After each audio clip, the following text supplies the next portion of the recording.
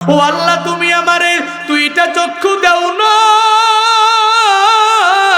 আমি নবীর রওজা শরীফ পর্যন্ত আমার দুইটা চক্ষু দিয়ে আমি দেখি নাই।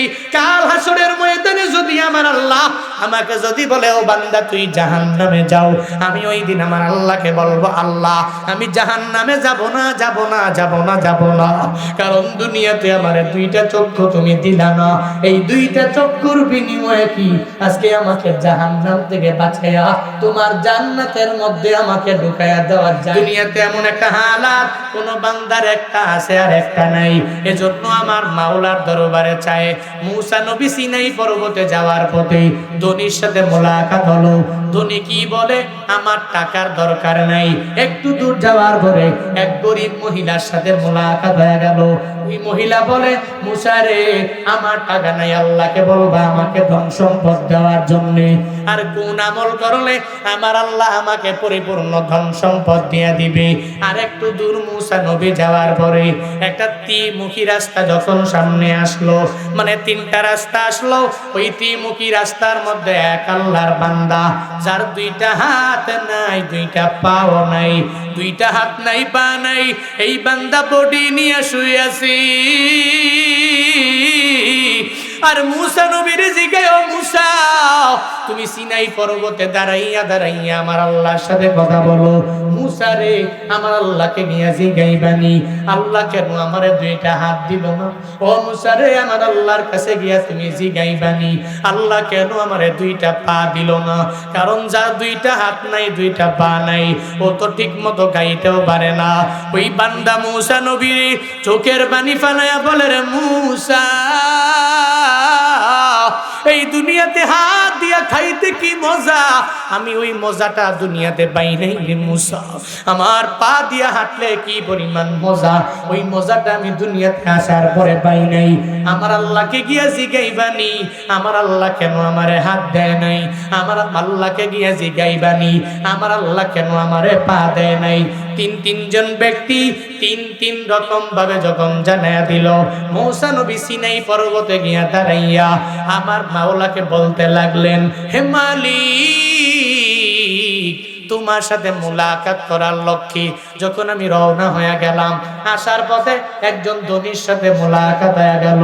ওই ধনী আমার কাছে জানতে চেয়েছে, আমি তোমার কাছে প্রশ্ন করার জন্য, তার ধন দৌলত অনেক পরিমাণ বেশি, এত পরিমাণ হিসাবও রাখতে পারে না। ওর ধন দৌলত কি এমন কাজ করলে কমিয়া যাবে গো আল্লাহ?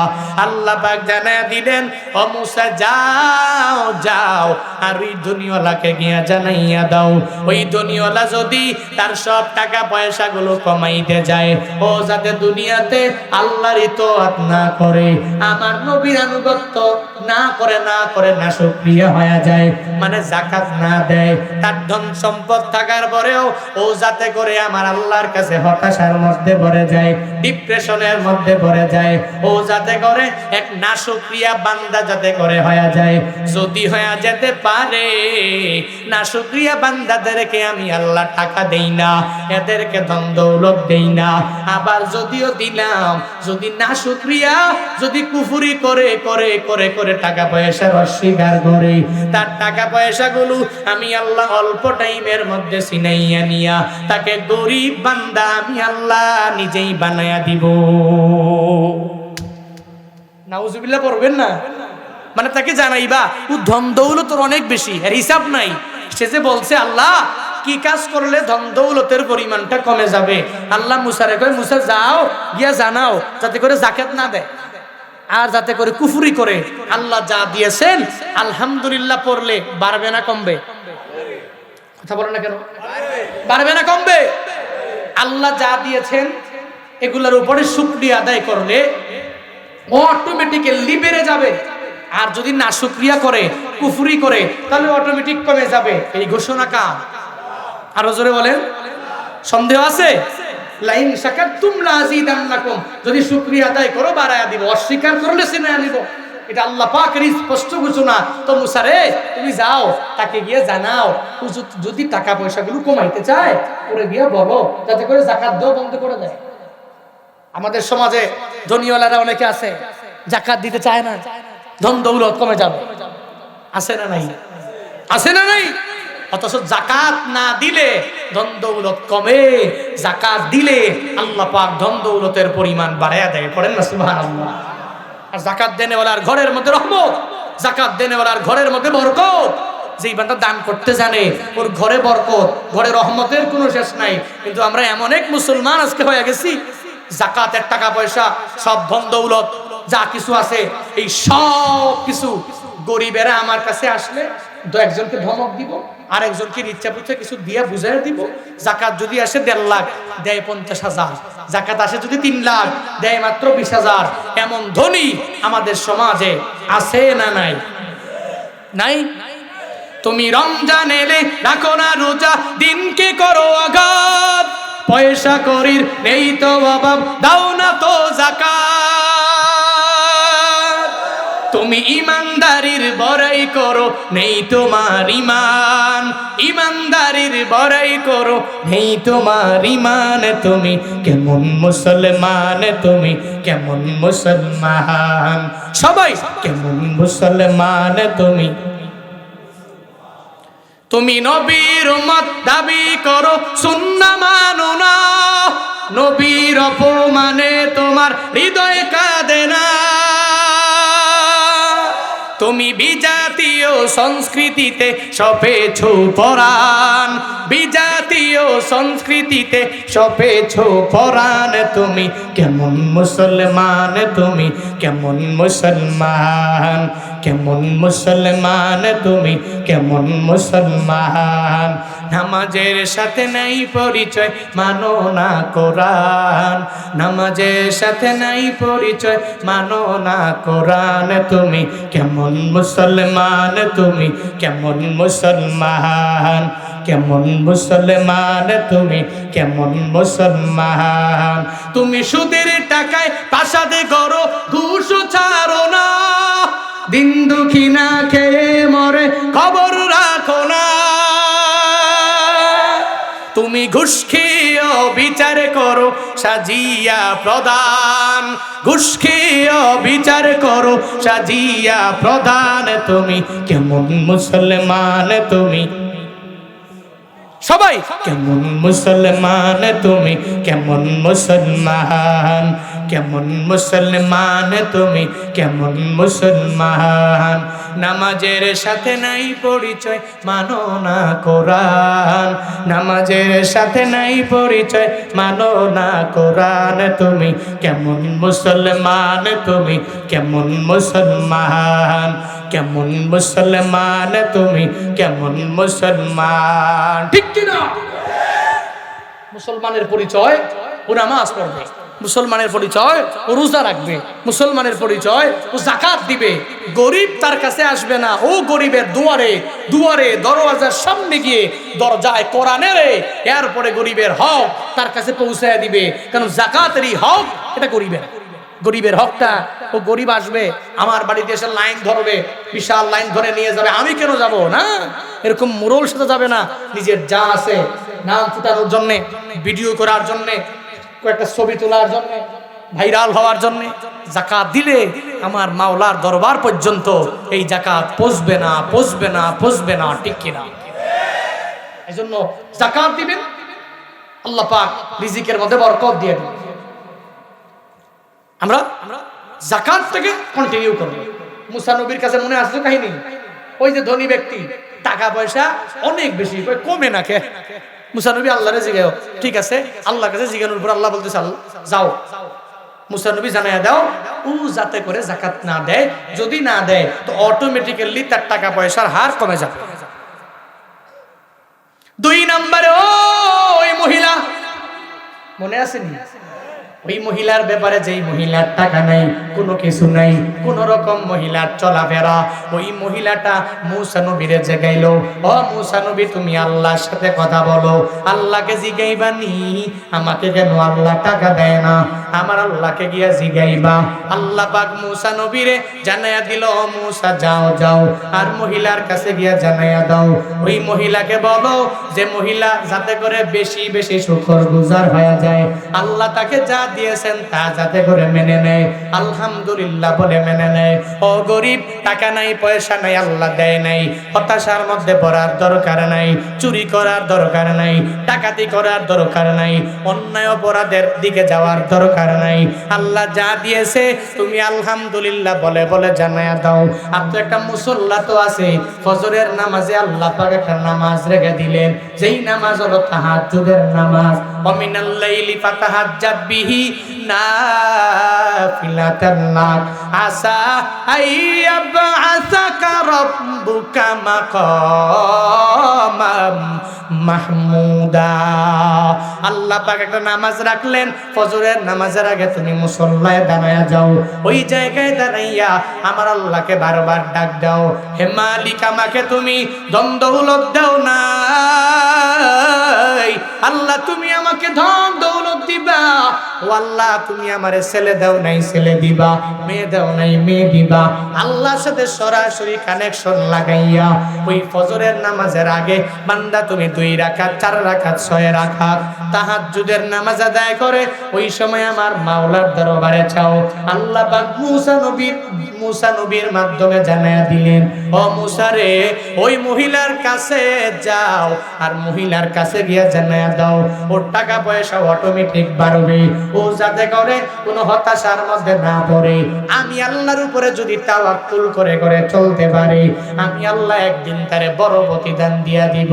আর যদি সে মনে করে এই দুনিয়াতে আমি বড় প্রতিদান পাবো না, ও মূসা রে ওই মহিলাকে জানায়া দাও, মহিলা যাতে করে আল্লাহর উপরে আস্থা রাখে। হাসরের ময়দানে 2টা দল হয়ে যাবে, যেই 2 দলে জান্নাতি হবে। এক দল হবে ধনী আল্লাহওয়ালা আর এক দল হবে গরিব আল্লাহওয়ালা। কয় দল? কয় দল?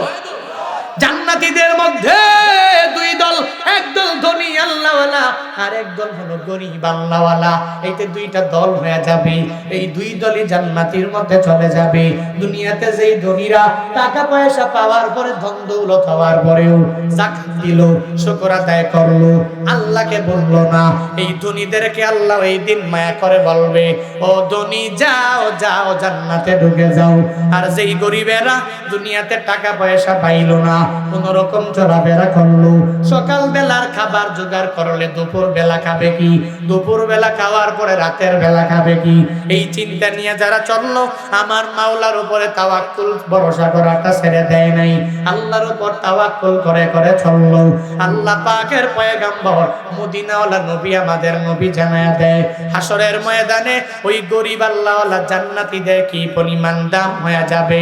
আল্লাহ পাক বলবে, হে গরিব যাও যাও তুমি জান্নাতে ঢুকে যাও, তবে দাঁড়াও দাঁড়াও, ও ধনী তুমি জান্নাতে ঢুকবা, তবে তোমার দেরি হয়ে যাবে। আল্লাহ পাক হাসরের ময়দানে ওই গরিব বান্দাটাকে ধনী আল্লাহওয়ালা বান্দাটার 500 বছর আগে জান্নাতে দিয়া দিবে। আতিনা ফি দারে দুনিয়া না হাসান, আতিনা ফি দারে উকবানা হাসান, ইয়া গিয়াসাল মুস্তাগীসিন হাদিনা লফদিকার বিল উলুমে ওয়াল গিনা। হর গরিদে নেকো তু তৈয়ার হয়, জুনা মাঙ্গে উস তু বেজার হয়। আল্লাহ পাক বলেন, রে মূসা জানাও ওই মহিলাকে তুমি গিয়া জানায়া দাও, ওই মহিলা যাতে করে শুকর আদায় করে। যদি মহিলা শুকর আদায় করতে পারে তাহলে আমি আল্লাহ তারে বড় প্রতিদান দিয়া দিব। এরপরে মূসা নবী আমার আল্লাহকে জিগাইলো, ও আল্লাহ তুমি ত্রিমুখী রাস্তার মধ্যে এক বান্দারে বসায়া রাখলা, যার 2টা হাত তুমি আল্লাহ দাও নাই, যাকে 2টা পাও তুমি দাও নাই। আল্লাহ গো, তাকে কেন 2টা হাত তুমি দিলা না, 2টা পা তুমি কেন দিলা না, তুমি আমায় একটু বলে দাও, আমি তাকে গিয়ে একটু জানায়া দেই। এটাকে যখন আল্লাহকে প্রশ্ন করে, আল্লাহ পাক জানায়া দেয়, মূসা যাও যাও যাকে আমি আল্লাহ দুইটা হাত দিলাম না, দুইটা পা দিলাম না, তাকে গিয়া জানাও দুনিয়াতে আমি আল্লাহ বড় একটা বিপদের মধ্যে তারে ফেলাইছি, আমি আল্লাহ তারে দুইটা হাত পা কোনোটাই দেই নাই। এই হাতের গুনাহ তার মাধ্যমে হবে না, এই পায়ের গুনাহ তার মাধ্যমে হবে না। আমগো হাত আছে, এই হাত দিয়া গুনাহ করি কি করি না? করি না, অনেক পরিমাণ করি। ওই মুসারে তুমি তাকে গিয়া জানায়া দাও তার হাতের গুনাহ হবে না। সৌদি আরবের বড় একটা কনফারেন্স, আজ থেকে প্রায় 1 বছর আগের এক ঘটনা। ফেসবুকে ঘাটতেছি, হঠাৎ করে একটা কনফারেন্স আমার সামনে চলে আসলো। ওই কনফারেন্সের মধ্যে একটা ছোট্ট বাচ্চাকে নিয়ে আসা হলো। যেই ছোট্ট বাচ্চাকে আমার আল্লাহ দুইটা চক্ষু দেয় নাই, জন্মান্ধ হয়ে মায়ের পেট থেকে বের হয় এমন সন্তান আছে না নাই? নাই, দেখেন নাই আপনারা? জন্মান্ধ, যার দুইটা চোখ আমার আল্লাহ দেয় নাই, দুনিয়াতে আসার পরে দুইটা চোখ দিয়া দুনিয়াতে তার মা দেখতে কেমন, তার বাবা দেখতে কেমন, তার পরিবারের অন্য সদস্যরা তারা দেখতে কেমন, এই চোখ দিয়া দেখতে পায় নাই। একটা কনফারেন্সের মধ্যে নিয়ে আসা হলো। সৌদি আরবের বড় বড় সাংবাদিকেরা তারে জিগায়, হে ছোট বাচ্চা, তোমাকে যে আল্লাহ দুইটা চক্ষু দেয় নাই, তাহলে তুমি কি আফসোস করো না? আল্লাহর কাছে কি একটাবার চাও না, আল্লাহ রে আমাকে তুমি দুইটা চক্ষু দেও নাই, দুইটা চক্ষু আমায় দিয়া দাও। এটা কি আমার আল্লাহর কাছে তুমি বলো না? ও ছোট্ট বাচ্চা, তোমার প্রশ্নের উত্তর তুমি দিয়া জানায় দাও। ছোট্ট বাচ্চাটাকে এই কথা প্রশ্ন যখন সাংবাদিকেরা জানায় দিল, ছোট্ট বাচ্চাটা সঙ্গে সঙ্গে সাংবাদিকেরা জানায় দেয়, না না না না, আমি আমার মাওলার দরবারে আমার পুরা জিন্দেগিতে আমি একটাবারের জন্য আমার দুইটা চক্ষু আমি আমার মাওলার কাছে চাই নাই। এরা অবাক হয়ে গেলেন, এরা সবাই প্রশ্ন করে, লিমাজা, কেন তুমি চাও না? কেন ছোট্ট বাচ্চা হওয়ার পরে আল্লাহর দরবারে বলো না? আল্লাহর কাছে যদি বলতা, আল্লাহ হয়তো তোমার চোখের দৃষ্টি শক্তি ফিরাইয়া দিতে পারে। ওই ছোট্ট বাচ্চাটা বলে, এ সাংবাদিকেরা শুনে না, কাল হাসরের ময়দানে আমার আল্লাহ যখন আমি আল্লাহর বিচারের কাঠগড়ায় দাঁড়াইয়া যাব, ওই দিন আমি আল্লাহর বিচারের কাঠগড়ায় আল্লাহ যদি আমায় বলে, হে বান্দা তুমি জাহান্নামে যাও, ওই দিন আমি আল্লাহর দরবারে বারবার আবদার জানাবো, আল্লাহ রে দুনিয়াতে তুমি আমারে দুইটা চক্ষু দেও নাই, সেই চক্ষু দিয়ে আমি আর মারে দেখবো, আমি আমার বাবারে দেখবো, আমি আমার ভাইদেরকে দেখবো, আমি মুসলিম মিল্লাতের কোন নিদর্শন দেখবো। আল্লাহর কাছে ওদিন বলবো, ও আল্লাহ তুমি আমারে দুইটা চর্ম চক্ষু দিলা না, যার কারণে আমি বাইতুল্লাহটা, ও আল্লাহ তুমি আমারে দুইটা চক্ষু দাও না, আমি নবীর রওজা শরীফ পর্যন্ত আমার দুইটা চক্ষু দিয়ে আমি দেখি নাই। কাল হাসরের ময়দানে যদি আমার আল্লাহ আমাকে যদি বলে, ও বান্দা তুই জাহান্নামে যাও, আমি ওই দিন আমার আল্লাহকে বলবো, আল্লাহ আমি জাহান্নামে যাব না, যাব না, যাব না, যাব না, কারণ দুনিয়াতে আমার দুইটা চক্ষু তুমি দিলা না। এই দুইটা চক্ষুর বিনিময়ে কি আজকে আমাকে জাহান্নাম থেকে বাঁচাইয়া তোমার জান্নাতের মধ্যে আমাকে ঢুকাইয়া দেওয়া। সাংবাদিকেরা অবাক হয়ে গেলেন, আমরা দুইটা চোখ আছে আমরা কদর দিতে পারলাম না। এই চোখ দিয়া কত মোবাইলের গুনাহ করি, এই চোখ দিয়া যত ধরনের অন্যায় আছে করলাম, যত বড় বড় অপরাধ আছে করলাম, এই চোখ দিয়া এমন কোন খারাপ কাজ নাই করলাম না, এমন কোন খারাপ ভিডিও নাই দেখলাম না। নিজে আরামে আরামে নিজের রুমের মধ্যে তালা মেরে মেরে, তোমার মা দেখে না, বাবা দেখে না। যুবকেরা পায়ে ধরে বলি বারবার, তুই আর মাস্টার বেশনের গুনার মধ্যে আগাইও না, তোর চোখের গুনাহ হাতের গুনাহ থেকে নিজেকে পরিপূর্ণ হেফাজত করে নাও। আল্লাহ পাক হাসরের ময়দানে এই জন্মান্ধ বান্দাদেরকে যদি আল্লাহ বলে, ও জন্মান্ধ, তোকে আমি আল্লাহ দুইটা চক্ষু দিলাম না, তো তুই কি আর কি কাজ করেছো? আর যদি আমাকে আপনাকে বলে দুইটা চোখ দিলাম, এই চোখের হক কি পরিমাণ তুই আদায় করতে পারলা? ওই হাসরের ময়দানে আমার মাওলার কাছে জবাব দিয়া যাওয়া যাবে না। হে নাটোরের মুসলমানেরা, হে গুরুদাসপুরের মুসলমানেরা, এখনো সময় থাকতে চোখের কদর করো, এখনো সময় থাকতে হাতের কদর করো, এখনো সময় থাকতে নিজের পায়ের পূর্ণাঙ্গ কদর করে নাও। আমার মাওলাকে বারবার বলো, আল্লাহ চোখের চোখ নামক নিয়ামত তুমি দিয়া দিলা, এই চোখের হেফাজত করার তৌফিক তুমি দাও।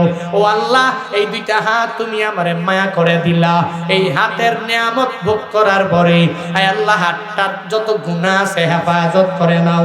পা তুমি দিয়া দিলা, এই পায়ের যত গুনাহ আছে ওই গুনাহ থেকে তুমি হেফাজত করে নাও।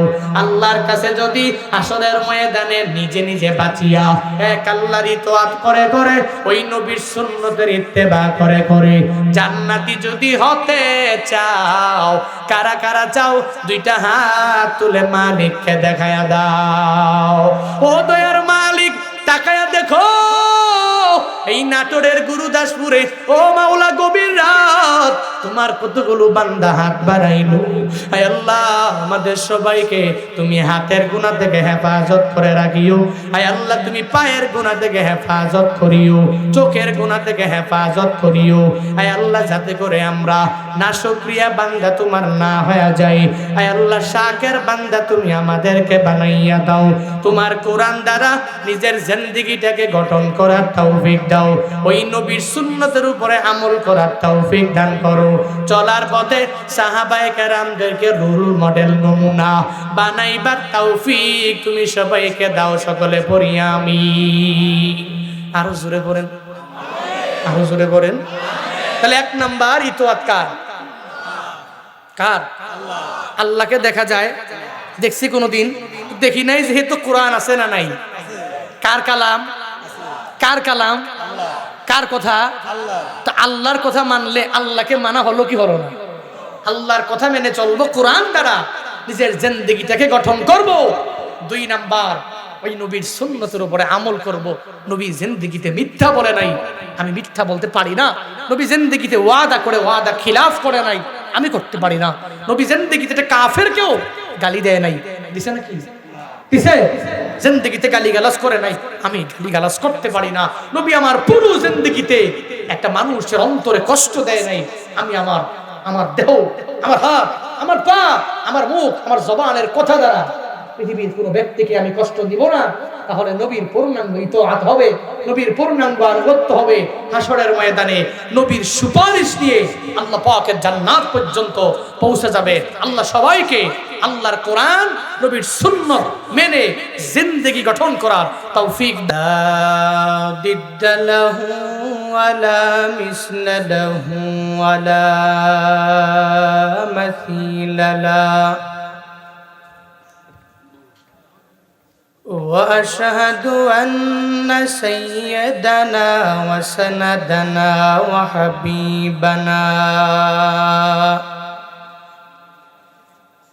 وحبيب ربنا وطبيبنا وطبيب قلوبنا ومولانا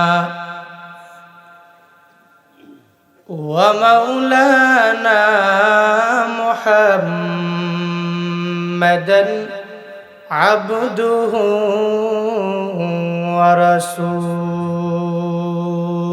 ورسوله صلى الله تعالى عليه وعلى آله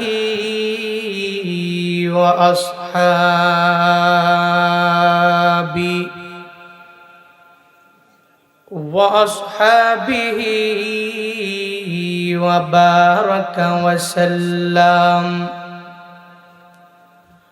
وبارك وسلم تسليما كثيرا الذي أرسله الله تعالى بالحق بشيرا ونذيرا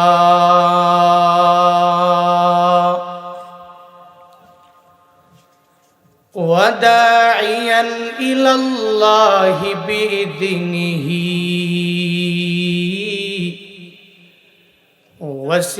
وسراجا منيرا.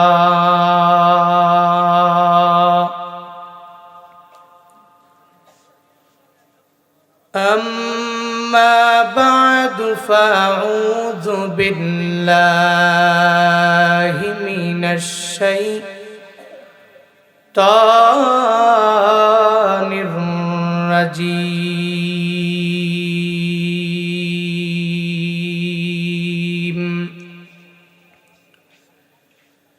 بسم الله الرحمن الرحيم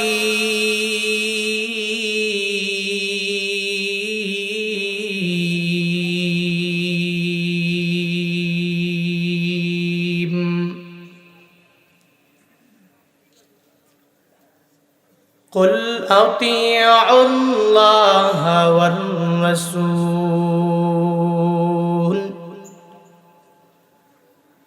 فإن تولوا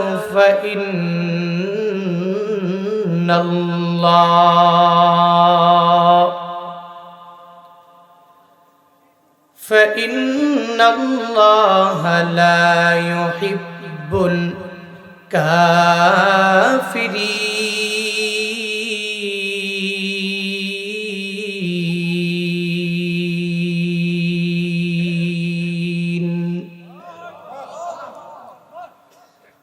وقال النبي صلى الله عليه وآله وسلم من أحب سنتي فقد أحبني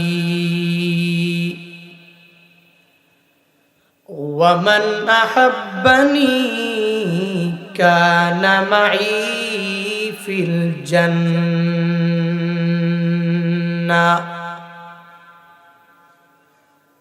أو كما قال النبي عليه الصلاة والسلام.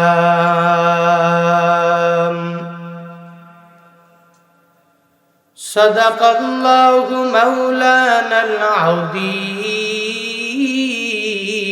وصدق رسوله النبي الكريم. बस जान लिया मैं तेरे पहचानो वही है, बस जान लिया मैं तेरे पहचानो वही है। एक चश्मे ज़दन गाफिल ज़ा शाह नबाशी, एक चश्मे ज़दन गाफिल ज़ा शाह नबाशी, शायद के नगाह कुनदगा नबाशी, शायद के नगाह कुनदगा नबाशी।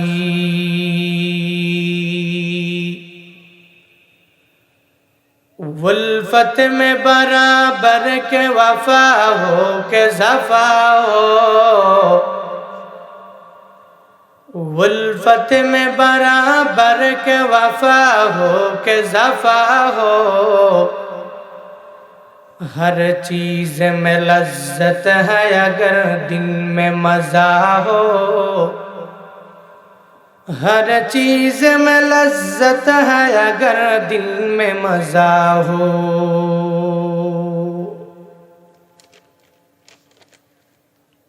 চাঁচকইর খলিফাপাড়া হযরত ওমর ফারুক রাদিয়াল্লাহু তাআলা আনহু হাফিজিয়া কওমিয়া মাদ্রাসার উন্নতিকল্পে আয়োজিত 18তম বার্ষিক বিরাট ইসলামী জলসার আজ 15 নভেম্বর 2023 মুবারক এই মজলিসের সম্মানিত সভাপতি,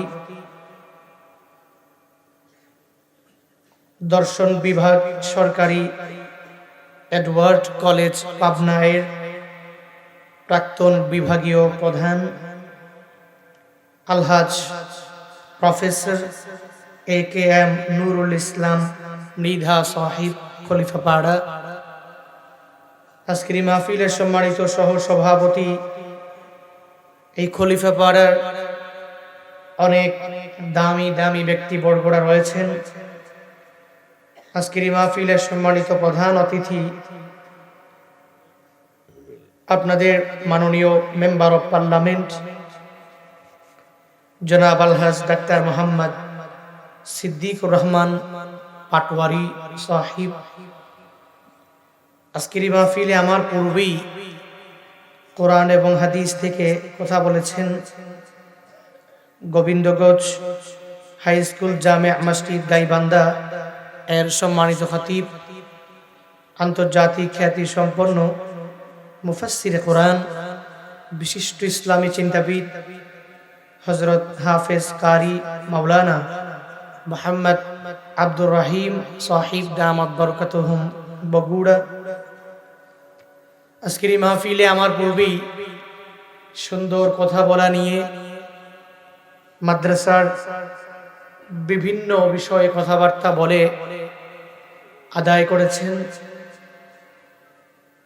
চাঁচকৈর খলিফা পাড়া হযরত ওমরে ফারুক রাদিয়াল্লাহু আনহু হাফিজিয়া কওমিয়া মাদ্রাসার সম্মানিত মুহতামিম হযরত মাওলানা মুহাম্মদ উবাইদুল্লাহ সিরাজি দামাত বরকাতুহুম সিরাজগঞ্জ।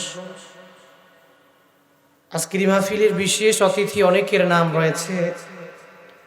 সম্মানিত অতিথিদের মধ্যেও অনেকের নাম রয়েছে। আজকের মাহফিল আয়োজন করতে যে অনেকের পরিশ্রম রয়েছে, অক্লান্ত পরিশ্রমের মাধ্যমে আজকের এই মাহফিলের আয়োজন করেছেন যুব সমাজ এবং যুব সমাজের পাশাপাশি মাদ্রাসা ম্যানেজমেন্ট কমিটি, যাদের অক্লান্ত পরিশ্রমের মাধ্যমে আজকের এই মাহফিল দাঁড়িয়েছে। এই যুবকরা এখানে এই মাহফিলে আমি দেখলাম খুব অ্যাক্টিভ তারা। যুবকদের প্রোগ্রামগুলো যেখানেই হয়, যেখানে যুবকদের অনেক উপস্থিতি থাকে, ওই প্রোগ্রামগুলো খুব জমকালো হয়, ওই প্রোগ্রামগুলো খুব সুন্দরভাবে আয়োজিত হয়। এই যুবকদের অক্লান্ত পরিশ্রম আজকের এই মাহফিলে রয়েছে। শুরুতেই আমাকে উচ্চ কণ্ঠে উচ্চ আওয়াজে জবাব দিয়ে বলবেন, মুবারক এই মজলিসটি পেয়ে আপনারা খুশি না বেজার? খুশি। এত আস্তে বললেন, খুশি না বেজার? খুশি। কম না বেশি? বেশি। তাহলে শুরুতেই আজকের এই মাহফিলের ব্যাকগ্রাউন্ডে যাদের অক্লান্ত পরিশ্রম রয়েছে, প্রত্যেকের জন্য একটু মন থেকে অন্তরটা খুলে একটু দোয়া করা দরকার আছে না নাই? শুরুতেই আমি মুসাফির হিসাবে আজকের এই মাহফিলে যাদেরই অক্লান্ত পরিশ্রম রয়েছে, টাকা দিয়ে, পয়সা দিয়ে, বুদ্ধি দিয়ে, পরামর্শ দিয়ে আজকের এই মাহফিল সুন্দরভাবে আয়োজন করেছেন যারা, আল্লাহ পাক সবাইকে দুনিয়া এবং আখেরাত উভয় জগতে কল্যাণকামীদের অন্তর্ভুক্ত বানায়া দেন। সকলে পড়িয়া আমিন। সর্বোপরি শুকর ওই রবের, যে আল্লাহ পাক আমাদেরকে ফিতনা ফাসাদের জামানায় দুনিয়ার বিভিন্ন ঝামেলার দিকে মুহতাজ না করে রহমাতুল লিল আলামিনের হাদিসের ভাষ্যমতে এই বেহেশতের বাগানে আসার, বসার, কিছু বলার এবং শোনার মতো তৌফিক যে আল্লাহ পাক দান করেছেন, ওই রবের দেওয়া জবান দিয়ে, রবের দেওয়া শক্তি দিয়ে, রবের শেখানো কালিমাতুশ শুকর সকলে প্রাণ খুলে মন উজাড় করে চিল্লায় একবার করে সমস্বরে পড়ি আলহামদুলিল্লাহ। আলহামদুলিল্লাহ বলার কারণে গুনাহ হয়েছে নাকি? আলহামদুলিল্লাহ বললে বক্তা বড় হয়ে যায়, হ্যাঁ, বক্তার মান বাড়ে। আলহামদুলিল্লাহ বললে খুশি হন কে? আল্লাহ। আরো জোরে বলেন আল্লাহ। সন্দেহ আছে? দুনিয়াতে মেম্বারের গুণগান যদি মেম্বারের সামনে গাই তো মেম্বার বলবে যে বাহ, তুমি আমার প্রশংসা করছো, মাশাআল্লাহ।